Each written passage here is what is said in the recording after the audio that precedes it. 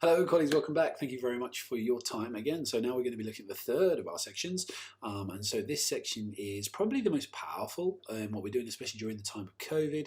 We didn't make this with COVID in mind. Obviously, we made it in a way that was going to be accessible and usable because it's basically a time-saving constraint. But it was a time and physicality-saving constraint, which actually really applies well in COVID, really applies well in time of bubbles as well. And hopefully in a couple of years, this is all going to seem like a very long far away idea, so we're going to have to update this video, but for now hopefully this is going to be something really useful. So what I'm going to be showing you now is how you can assess and support, and this is the most important part, leaving feedback in video. Now we're using terminology like observation simply because that's a term that most people know, but one of the key things that I always want to say about observation in that way is it's not really about that. It's really about help and support, so people understand that how you can help them, how you can assist them. It doesn't have to be observation. I'd like you to think about, when you're watching this, how you can change the culture as well. So I'm going to be showing you how this works, and I'm also going to be showing you as well how you can do it with almost anything. So in some of the schools that we use it with, they use it to train some of the people who are moving through different parts of even the kitchen staff routines, or maybe people who are moving through different parts of setting out a sports field, etc. So you can use this in a very, very wide array of places. A lot of the people who use it outside of the school setting as well, they use it to train sales staff, they use it to train cooks, they use it even to do beauty. Sorry, I don't know why that actually made the face and the sign for beauty, but that's what came to mind. They use it as kind of beauty tutorials, etc., etc., to perfect and make sure that people are on the right track. Now, in this video then, what you're going to see now, on the left side, I'm already signed in, and this is how our portal works. And again, but this any portal you make up with the same thing. On the left side, I am a student, and on the right side, I've got an incognito tab in Chrome where I can actually sign in, and it doesn't think I'm signed into the same space or computer as it was, and now I'm signed in as a mentor. So that's really, really important. I am the student over here and I'm the mentor over here. And then one of the other things that I'm going to be using as well is I'll be using my phone, again in your school you can use a phone or a tablet or anything, to show you how I could record a video lesson observation off of anything if I so wished, and you'll see that by the angle of the video. Now the concept of when you started to create and put things together, how do we go beyond delivery? And that's one of the key things, because a lot of what we look at with online learning, or what we moved on to with online learning, is learning at all. It's basically an online library, online delivery, the way I choose to refer to it as. Now, the basic idea of the system is anywhere I go into, I am able to respond to a question with an upload, and we ask people to do that. We encourage people to do that. We try and shift their culture somewhat, and the idea that we're trying to do is we try and enact what we've seen rather than answer what we've seen, if that makes sense. So if I've been given a piece of advice and a piece of best practice to try, I don't want to then write after my lesson, I thought I did this, which has relevance in a place, but it's more precise and exacting, especially in teacher training, when we can see what people are doing, and that's the idea here.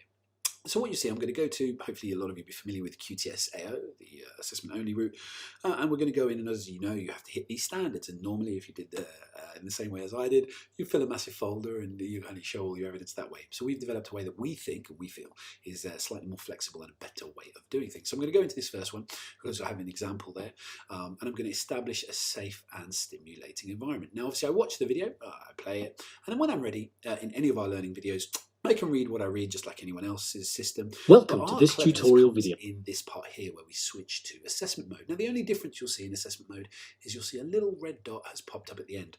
Now this one, Peace. Collect examples of your video, and you can set them any way you want. It will ask me to explain your evidence choice and obviously upload an evidence. So what I will have done here is I will have put it my answer in, and I would have uploaded. As you can see, I hope it's ghosted, but I hope you can see there. In fact, if I just close it, it won't be ghosted anymore. You'll see there we have these three items that we've uploaded. Now, once I have a video as a mentor, I get an alert, an update that tells me that either comments have been uploaded or evidence has been uploaded, etc., etc. Now, the student I am over here is Mia Edberg, and so I'm just going to go across as a mentor on the right is to Mia Edberg. I'm going to look at her details, and I'm going to go to her assessment area. And in her assessment area, I'm going to be able to go and see her workbook. Now, it's the exact same thing, a parallel where the workbook is. And you can imagine it's almost like a Facebook page or a Facebook post where you can both post things, whatever they may be, to the same space. So if I go into the workbook here, as I'm just going to extend that slightly, and it will ask me to do it on the other side. If I go into there, you're going to see that there's a load of items already in and done, and that is for the creating a safer and inclusive school. So what I'm going to do is I'm going to go to the QTS item here. I'm going to go to that workbook, and within that workbook, you're going to see I've got uploaded videos. So this is an example of a self-reflection, and obviously for GDPR and obviously for student safeguarding purposes, what we've done here is we've just taken a video from the internet. So this is a video, theoretically, of a teacher uploading a video for standard 1.1. And what you're going to see here is there's these dots that are available on the video. Now, what happens in those dots is, as you've seen them being used as kind of interactive points for questions, but just if I forward a little bit just so you get there, you're going to see I'm going to jump in at this point with a comment that I've left as a mentor, and you're going to see this done twice. You're going to see it in this demo, and then I'm going to record a live one now. Obviously it won't be live by the time you see it, but obviously just showing you the way that it's working, it's going to be there at that time. Playing the video, and if I want to pinpoint any second in the video where I want to speak. Really impressive to see you walking around the class like that, taking full control of the class, and it's good to see you interacting with the students as you go. And then I get my feedback from my mentor as Mia, and then I go from there. Now what I'm going to do is I'm going to also now log into my phone, so you can see this working in practice. So I'm going to go to, let's say I'm going to go to, on my phone, I know you won't be able to see where I am, but I'll do the best I can. I'm going to go to another QTS AO space, which I've uploaded here, and I'm going to go to QTS2, promoting good progress and outcomes by pupils.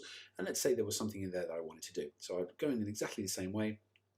Again, I know you can't see it close up, but I can get forward. You can just imagine it's exactly the same on the left. So what I'm going to do now is I'm going to upload a file. Now, before I upload a file, obviously I have to have something to upload. So what I'm going to do is I go to my phone, just go into the video mode, and then in the video mode, I'm just going to pretend for a split second, so I'll come away from your screen, and I'm going to pretend for a split second that I am in class and I am recording a part of a lesson or a lesson presentation or something that I want to be kind of marked upon, etc., etc. So excuse me while I just stand for a second. I'm only going to record a few seconds. And I've recorded a few seconds now. This is me teaching in my classroom where I'm doing X, Y, or Z. And obviously, whatever it would have been, I've stopped that. And then from my phone or from that tablet, I'm going to be able to upload it.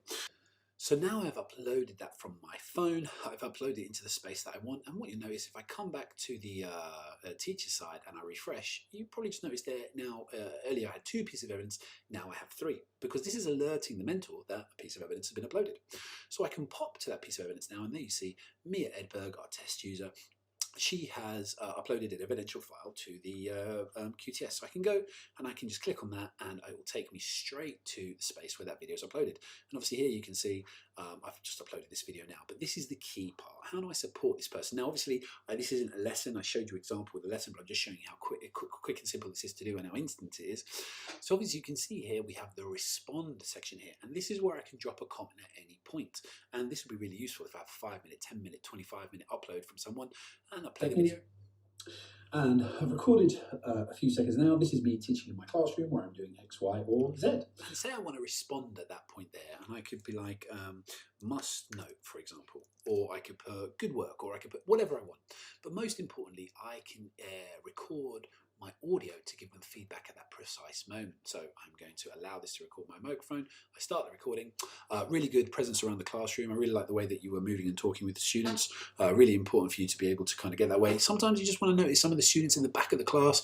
There's a little bit of non-focus there which you might want to pay attention on, so just keep sure you turn around and try and get those students back on track as well. And obviously I'm just giving some generic random advice there, but it just shows you the way that you can mentor, you can support in a bubble without actually being there in any way, shape or form. And the really good thing about this, with all the tests that we've done and with all the people that we've got through qualifications with this, is really, really important to note as well that we have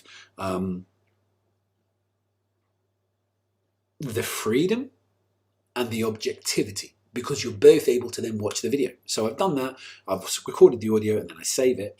And then if I come over to the student example, I just want to show you your alert system here, just because it's an easy way to show it. You've got the alert system there. And so as I come into this item and I just refresh, the screen, you'll see that now I have a little red dot within my alarm bell. So if I go off to my alarm bell, it says, S. Woodnick, the mentor, has left feedback on the video. And so I can go to that and take me straight to the place I need to be. And there you see, there's my video. And as I go to the video as a learner now, and I watch this. And have me teaching in my classroom where I'm doing X, Y, or recording. Really good presence around the classroom. I really like the way that you were moving and talking with the students. Really important for you to be able to. And there you see I'm able to give feedback. And then if we so wish, we can start a conversation. And then here I can say, thanks. I was trying to, whatever it is I was trying to do, I save that. And then of course, when I go over onto the mentor side, if I refresh that again, you'll see there. And now I can start a conversation with the student and comment back and forth and go as they were. So you see that that's the way where we can actually support. As I said here, we're leaving supporting commentary. We can add detailed feedback within a video as much as we wish, and it allows you to kind of do that. Now, obviously, we do recommend that's done within 72 hours because that's when we find it's most kind of telling. And then what ultimately happens is, and this is the beautiful feedback that we have from different members of staff, and you can watch our video, which actually shows why and how people are using it in different ways. Everyone uses the system slightly differently, but it's been really, really interesting just to get teachers into that video culture, not necessarily to film to upload everything, but even to film and start observing themselves, because once they're observing it for their assessments or their attainments, or they're proving something that they're doing with you in the school, it kind of stretches their own kind of ambition in what they want to do and what they want to record and what they want to support, so that you can have it available to you as well. Sorry, that they can have it available to them as a culture and an idea where they practice and support with each other. Now, if for example one of these pieces was excellent, one of the items that you can do, obviously you can take the link and then you can put it back in your training. So if you thought it was best practice, you'd be able to go into your guide core space, which we talked about, into the the build your own in the first or second levels of that, and you can input and add the best practice as well, obviously with the permissions and with the being aligned, should I say, to the policy that you have within your school. So hopefully that gives you a really good idea how you can assess and support. And the next video we'll be looking at the next section. I really, really appreciate you taking the time to watch this, and I look forward to being with you in the next video.